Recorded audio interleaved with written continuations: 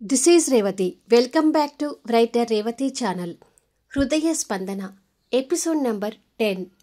ప్రియాంకను మర్చిపోయి స్పందనకి బింకుకి హృదయ్ దగ్గరవుతాడా? అందుకే ఆ ఆలాపన అలా వచ్చిందా? కథలోకి వెళ్ళబోయే ముందు దయచేసి వీడియోకి ఒక లైక్ ఇవ్వండి. అలాగే హైప్ ఇచ్చి వీడియోని సపోర్ట్ చేయండి.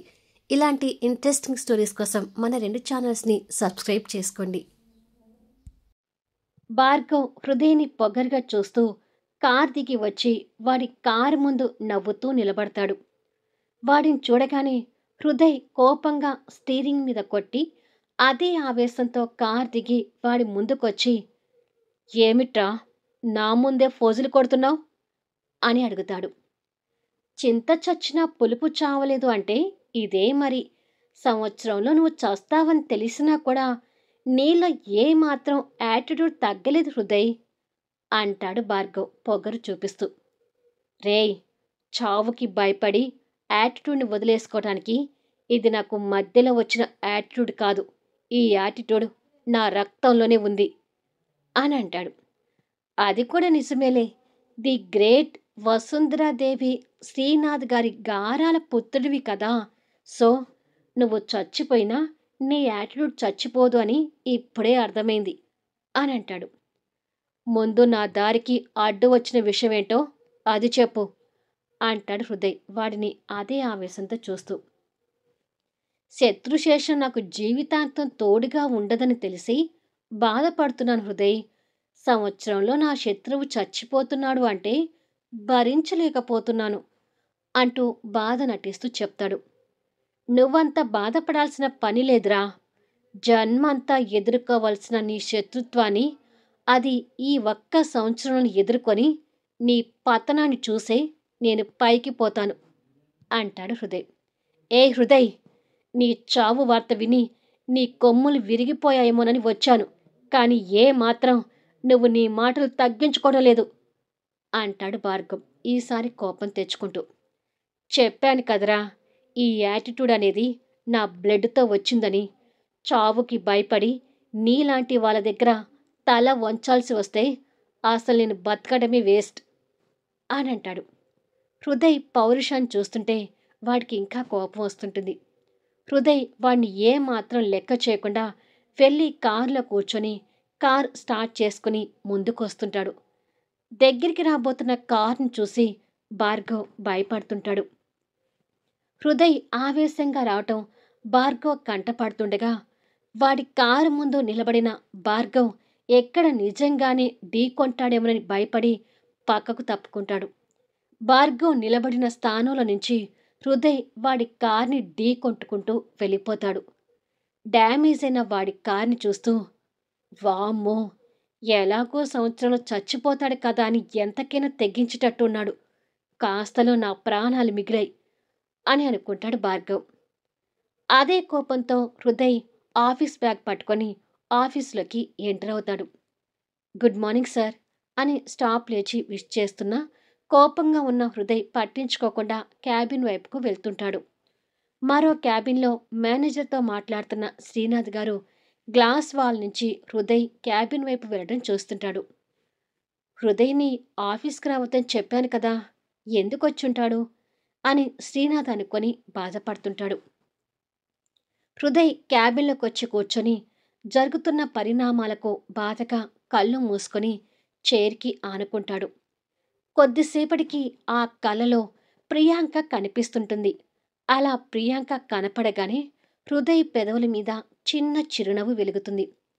మరికొద్దిసేపటికి ఆ ప్రియాంక నిదానంగా మాయమవుతుంటే హృదయ్ పెదవుల మీద ఉన్న చిరునవ్వు కూడా అంతే నిదానంగా చెదిరిపోతుంటుంది. ప్రియాంక అలా మాయం అవడం హృదయ్కి ఆశ్చర్యంగా ఉండగా స్పందన, బింకు త్వరలో నీ ప్రాణం అవుతారు అన్నట్టు గుర్తుగా ప్రియాంక స్థానంలో స్పందన, బింకు కనిపిస్తుంటారు. ప్రియాంక మాయమై కలలో వాళ్ళ ఇద్దరి రూపాలు కనపడగానే సడన్గా కళ్ళు తెరుస్తాడు. ప్రియాంక మాయమై తన స్థానంలో ఈ ఇద్దరు అలా కనపడటం ఆశ్చర్యపోతూ ఉండగా, ఎక్స్క్యూజ్ మీ సార్ అంటూ ఒక లేడీ ఎంప్లాయ్ ఫైల్స్ పట్టుకొని క్యాబిన్లోకి వస్తుంది. హృదయ్ ఆ ఆలోచన నుంచి బయటకొచ్చి తన వైపు చూస్తాడు. "ఈ ఫైల్ మీద మీ సైన్ కావాలి సార్" అంటూ ఆ అమ్మాయి ఫైల్ తీసుకొచ్చి హృదయ్ ముందు పెడుతుంది. హృదయ్ ఫైల్ చెక్ చేస్తుంటాడు. హృదయ్ ఆరోగ్య పరిస్థితి ఆఫీస్లో ఉన్న అందరితో పాటే ఆ అమ్మాయికి కూడా తెలిసి కాస్త జాలిగా చూస్తుంటుంది. హృదయ్ ఫైల్ చెక్ చేసి సైన్ చేసి తనకిస్తాడు. ఆ అమ్మాయి ఫైల్ తీసుకుని, "సారీ సార్, మీ ఎంగేజ్మెంట్ అలా ఆగిపోయి మీ హెల్త్ కండిషన్ విన్న దగ్గర నుంచి పాపం అనిపిస్తుంది. ఏమైనా మీకు ఇటువంటి పరిస్థితి రాకుండా ఉండాల్సింది" అని సింపతి చూపిస్తుంటే, "షటప్" అంటూ కోపంగా చైర్లో నుంచి లేచి అరుస్తాడు. ఆ బేస్ వాయిస్‌కి ఆ అమ్మాయి భయపడుతూ చూస్తుంటుంది. "పాపం అంటూ నా మీద జాలి పడితే నాకు నచ్చదు. ఈ భూమి మీద పడ్డ ఏ జీవి కూడా శాశ్వతంగా ఉండదు. కాకపోతే ఒకరు ముందు ఒకరు వెనక, అంతే తేడా. సో, నా మీద సింపతి చూపించడం ఆపేసి ముందు వెళ్ళి వర్క్ చూసుకో" అంటాడు సీరియస్‌గా. "సారీ సార్" అని చెప్పి ఆ అమ్మాయి వెళ్ళిపోతుంది. హృదయ్‌కి చిరాగ్గా అనిపిస్తూ తల రబ్ చేసుకుంటూ చైర్లో కూర్చొని, ఛ! ఆఫీసులో ప్రశాంతంగా ఉండొచ్చని వస్తే ఇక్కడ కూడా మనశ్శాంతి లేకుండా చేస్తున్నారు అని తిట్టుకుంటూ ఉంటాడు. శ్రీనాథ్ గారు ఆ క్యాబిన్‌లో ఉన్న సీసీ ఫుటేజ్ ద్వారా అప్పటి వరకు హృదయ్‌ని గమనించి బాధపడుతూ కొడుకు క్యాబిన్‌లోకి వస్తాడు. హృదయ్ ఆఫీస్ వర్క్ కూడా చూసుకోకుండా పక్కకి శూన్యంలోకి చూస్తూ తండ్రి వచ్చింది కూడా పట్టించుకోనంతగా పరధ్యానంలో ఉంటాడు. కొడుకు పరిస్థితిని గమనిస్తూ శ్రీనాథ్ గారు వచ్చి కొడుకు ఎదురుగా చైర్లో కూర్చొని గొంతు సవరిస్తాడు. దాంతో హృదయ్ తండ్రి వైపు చూసి, "ఎంతసేపు అయింది డాడ్ మీరొచ్చి" అని అడుగుతాడు. "నేను వచ్చినా కూడా గమనించినంత పరధ్యానంలో ఉండిపోయావన్నమాట" అని అంటాడు శ్రీనాథ్. హృదయ్ భారంగా నిట్టూర్చి, "ఇప్పుడు నాకేమనిపిస్తుందో చెప్పనా డాడ్" అని అంటాడు. "ఏమనిపిస్తుంది" అని ప్రశ్నార్థకంగా అడుగుతాడు. "ఎప్పుడో సంవత్సరం తర్వాత నా మరణం వచ్చే బదులు ఇప్పుడే నా మరణం సంభవిస్తే బాగుండనిపిస్తుంది డాడ్. నిజంగా నాకిప్పుడు బతకాలని అనిపించడం లేదు" అని అంటాడు వైరాగ్యంగా. కొడుకు మనసులో ఆ మాటల వెనుక ఉన్న బాధకు శ్రీనాథ్ గారి కలలో కన్నీటి పొరలు తేలుతూ కొడుకు ముందు ఆ కన్నీళ్లు బయటికి రానివ్వకుండా కంట్రోల్ చేసుకుంటూ, "ఎందుకు నాన్నా అలా మాట్లాడుతున్నావు" అని అడుగుతాడు జీరపోయిన గొంతుతో. "మరెందుకు డాడ్ ఈ కొద్ది రోజుల లైఫ్, అసలు 6 సంవత్సరాల క్రితం జరిగిన యాక్సిడెంట్ టైంలోనే నేను చనిపోయి ఉంటే బాగుండేది" అంటాడు విరక్తితో. "ప్లీజ్ హృదయ్ అలా మాట్లాడుకురా. నువ్వలా మాట్లాడుతుంటే ఈ తండ్రి హృదయం తట్టుకోలేకపోతుంది" అని అంటాడు శ్రీనాథ్ బాధపడుతూ. "సారీ డాడ్, మిమ్మల్ని బాధ పెట్టాలనే ఉద్దేశంతో కాదు. నా మనసుకి అనిపిస్తుంది చెప్తున్నాను" అని అంటాడు బాధగా. "అసలు ఇప్పుడు నువ్వు ఆఫీస్‌కి ఎందుకొచ్చావు నాన్నా? నువ్వు ఆఫీస్‌కి రాకు. పూర్తిగా రెస్ట్ తీసుకో" అంటాడు శ్రీనాథ్ గారు. "లేదు డాడ్, అలా ఉండాలంటే నాకు బోర్ కొడుతుంది" అని అంటాడు. తర్వాత శ్రీనాథ్ గారికి స్పందన పేరు గుర్తొచ్చి, "స్పందన నీతో ఎలా ఉంటుంది" అని అడుగుతాడు. "స్పందన తనెవరు" అని అడుగుతాడు హృదయ్ ఆ పేరు కూడా మర్చిపోయి. "అదే హృదయ్, నీతో పాటు ఉండడానికి వచ్చిన అమ్మాయి" అంటూ గుర్తు చేస్తాడు. "ఓహ్, తనా" అంటాడు నిర్లక్ష్యంగా ఫైల్స్ తీసి చూస్తూ. తన గురించి అంత నిర్లక్ష్యంగా మాట్లాడడం శ్రీనాథ్ గారు గమనించి, "ఆ అమ్మాయి నీకు నచ్చలేదా? ఐ మీన్ అసలు ఆ అమ్మాయి ఎలా ఉంటుందనేది నేను కూడా ఇంతవరకు చూడలేదు. కానీ ఆ అమ్మాయి గురించి నీ ఉద్దేశం ఏంటి" అని అడుగుతాడు. "ఆ అమ్మాయి నాకు నచ్చలేదు అంటే తనని పంపిస్తారా డాడ్? మామని ఒప్పించి తనని పంపిస్తానంటే చెప్పండి. నాకు ఆ అమ్మాయి నచ్చలేదని ఉన్న విషయం చెప్తాను" అని అంటాడు. భార్యని ఒప్పించడం కాని పని కాబట్టి శ్రీనాథ్ గారు మౌనంగా ఉంటారు. "అసలు ఏంటి డాడ్ ఆ అమ్మాయి? ఆ అమ్మాయి లక్ బాగలేక భర్త చనిపోయి ఉండొచ్చు. బట్ తను భర్తతో కలిసి ఒక బిడ్డని కన్నది కదా! ఒక బిడ్డకు తల్లి అయిందంటే తనకి ఆ భర్తతో ఎన్నో మధుర జ్ఞాపకాలు ఉండే ఉంటాయి కదా! ఆ జ్ఞాపకాలతో బాబుని పోషించుకుంటూ బతకకుండా శరీరాన్ని అమ్ముకోవడానికి ఇలా ఎలా వచ్చింది డాడ్? డబ్బు కోసం మనుషులు ఎంతవరకైనా దిగజారుతారా అని స్పందన గురించి విరక్తి చెందుతూ మాట్లాడతాడు. స్పందన గురించి ఏమీ తెలియని శ్రీనాథ్ గారు కొడుకు మాటలకి తిరిగి ఏమీ మాట్లాడలేక మౌనంగా ఉంటాడు. అసలు మామ్, నాకు అగ్ని పరీక్షలాగా ఆ అమ్మాయితో కలిసి ఉండాలని చెప్పింది. అలాంటి అమ్మాయితో నేను శరీరం పంచుకొని బిడ్డని కనడం ఏంటి? కావాలంటే బిడ్డ కోసం సరోగేట్ ద్వారా ప్రయత్నం చేద్దాం. ప్లీజ్ అమ్మని ఇప్పటికైనా ఒప్పించండి డాడీ అని అంటారు రిక్వెస్ట్గా. మీ అమ్మ గురించి పూర్తిగా తెలిసే ఇలా ఎలా అడుగుతున్నావు హృదయ్ అని అంటాడు కొడుకు గురించి బాధపడుతూ. అది కరెక్టే కదా అని అనుకొని హృదయ్ మౌనంగా ఉంటాడు. ఆ రోజు మధ్యాహ్నానికి వసుంధర వాళ్ళిద్దరికీ లంచ్ ఆఫీస్కి పంపిస్తుంది. నైట్ 9 అవుతుండగా హృదయ్ కోసం స్పందన వంట రెడీగా చేసి పెట్టి వసుంధరాదేవి ఆజ్ఞ ప్రకారం బొట్టు గాజులు లేకపోయినా ఉన్నంతలో చక్కగా రెడీ అయి హృదయ్ కోసం ఎదురు చూస్తుంటుంది. మరో పక్క బింకు అప్పటి వరకు డాడీ ఎప్పుడొస్తాడు అని మనసులోనే అనుకుంటూ హృదయ్ కోసం ఆశగా ఎదురు చూసి ఓ చిన్న బొమ్మ పట్టుకొని చాప మీద పడుకొని డాడీ అని మనసులో తలుచుకుంటూనే కొద్దిసేపటికి నిద్రపోతుంటాడు. స్పందన బాబుని కొడుతూ ఎంత త్వరగా అనుకున్న పని పూర్తి చేస్తే అంత త్వరగా డబ్బు ఇస్తానని వసుంధరాదేవి గారు చెప్పడం పదే పదే గుర్తు తెచ్చుకొని ఈరోజు నేను హృదయ్ గారితో శారీరకంగా కలిస్తే బాగుండు అని అనుకొని అలా అనుకోవటానికి కూడా తట్టుకోలేక కన్నీళ్లు పెడుతుండగా హృదయ్ వచ్చినట్టుగా కారు సౌండ్ వినపడుతుంది. ఆ సౌండ్ విని కన్నీళ్లు తుడుచుకొని చాప మీద పడుకున్న బాబుకి దుప్పటి కప్పి లేచి బయటికి వెళ్తుంది.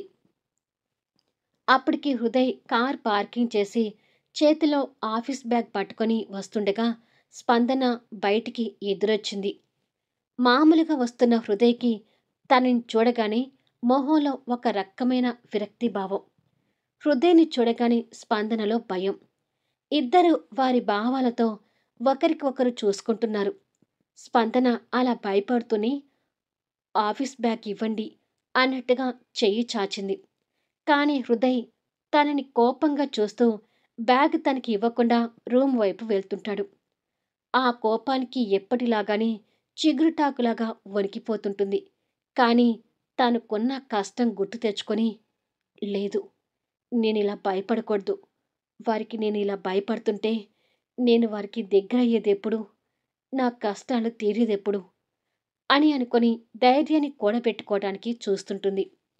హృదయ్ రూంలోకి వెళ్ళి స్పందనని చూసిన చిరాకుతోనే ఆఫీస్ బ్యాగ్ పక్కకు పెట్టి ఇలా నేను కట్టుకున్న భార్య నాకు ఎదురు రావాలి అనుకున్నాను. కానీ ఎవరితోనో జీవితం పంచుకున్న ఒక బిడ్డ తల్లి ఎదురు వస్తుంటే భరించలేకపోతున్నాను. ఏమైనా నా జీవితం గురించి కన్న కలలు ఆశలు చల్లా చెదురైపోయాయి అని అనుకొని బాధపడుతూ సూటు షర్టు విప్పి పక్కకు వేసి టవల్ తీసుకోబోతుండగా డోరు ముందుకి స్పందన వచ్చింది. షర్టు లేని హృదయ్ బేర్ బాడీ చూసి స్పందన ఇబ్బందిగా తలదించుకుంటే హృదయ్ కూడా తనను చూసి తను అలా వస్తుందని ఊహించని హృదయ్ కూడా ఇబ్బంది పడుతూ వెంటనే చేతిలోకి తీసుకున్న టవల్ మీద కప్పుకొని తన రాకని కోపంగా చూస్తుంటాడు. స్పందన దించిన తలని అలాగే ఉంచి నేలచూపులు చూస్తూ మీరు అనుమతిస్తే రూంలోకి వచ్చి మీరు స్నానం చేసి వచ్చేసరికి బట్టలు తీసి పెట్టి వెళ్తాను అని భయంగానే చెప్తుంది. నిజానికి హృదయ్కి అలాంటి పనులన్నీ కూడా వసుంధరాదేవి గారే చూసేవారు. హృదయ్ వేసుకోవాల్సిన డ్రెస్ నుంచి కాళ్ళకు వేసుకునే షూస్ వరకు కూడా వసుంధరాదేవి గారు కొడుకు మీద ప్రేమతో అన్నీ స్వయంగా తనే చూసుకునేది. హృదయ్కి అలాంటి పనులు అలవాటు లేక మౌనమే అంగీకారం అన్నట్టుగా చూస్తూ వాష్రూంలోకి వెళ్ళాడు. స్పందన ఆ సమాధానం అర్థం చేసుకొని రూంలోకి అడుగుపెట్టింది. ఆ రూంలోకి రాగానే తన మనసులో ఉన్న భయం ఇంకాస్త పెరుగుతుందే కానీ తరగటం లేదు. హృదయ్ స్నానం చేస్తున్నట్టుగా రన్నింగ్ వాటర్ సౌండ్ వినిపిస్తుంటుంది. త్వరగా బట్టలు చూసి వెళ్ళిపోవాలి. అని అనుకొని కబోర్డ్ దగ్గరికి వెళ్ళింది. దాన్ని ఓపెన్ చేయగానే చిన్నపాటి బట్టల షాప్ గుర్తొచ్చింది. అమ్మో! ఇన్ని బట్టలా? ఎంతైనా డబ్బు ఉన్నవాళ్ళు కదా! అని అనుకొని అన్ని బట్టల్లో హృదయ్ వేసుకోవాల్సిన డ్రెస్ సెలెక్ట్ చేయటం తనకి ఈజీగానే అయింది. ఎందుకంటే వసుంధదేవి గారు తనకు అన్ని వివరంగా చెప్పింది కాబట్టి నైట్ టైం వేసుకోవాల్సిన డ్రెస్ తీసి బెడ్ మీద పెట్టి వెంటనే వెళ్ళిపోయింది. హృదయ్ స్నానం చేసి తల తుడుచుకుంటూ వచ్చి బెడ్ మీద పెట్టిన డ్రెస్ వైపు చూశాడు. వాళ్ళ అమ్మ సెలక్షన్ లాగానే తన సెలక్షన్ కూడా అనిపించి మరో ఆలోచన లేకుండా వెంటనే ఆ డ్రెస్ తీసుకుని వేసుకున్నాడు. ఫ్రెష్ అయ్యేసరికి ఆకలి గుర్తొచ్చింది. నా ఆరోగ్యం గురించి తెలిసిన తర్వాత అమ్మ నాకు కరెక్ట్ డైట్ పెడుతూ వచ్చింది. డాక్టర్ చెప్పిన వాటిల్లోనే నాకు ఇష్టమైనవి చేయించి పెట్టేది. ఇప్పుడు ఈ మహాతల్లి వంట ఎలా ఉంటుందో ఏమో అని అనుకొని స్పందన రూము ముందు నుంచి డైనింగ్ టేబుల్ దగ్గరికి వస్తుంటాడు. మళ్ళీ నెక్స్ట్ వీడియోలో కలుద్దాం. మొదటిసారి స్పందన వంట తినబోతున్న హృదయ్ ఫీలింగ్స్ ఏంటి?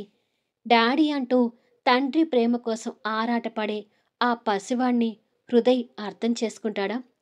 స్పందన అనుకుంటున్నట్టుగా ఈ నైట్ ఇద్దరు శారీరకంగా కలిసే ఛాన్స్ ఉంటుందా? ఊహకు అందని సన్నివేశాలతో ఆసక్తికరంగా సాగే కథా వీడియోస్ని మిస్ కాకుండా చూడండి.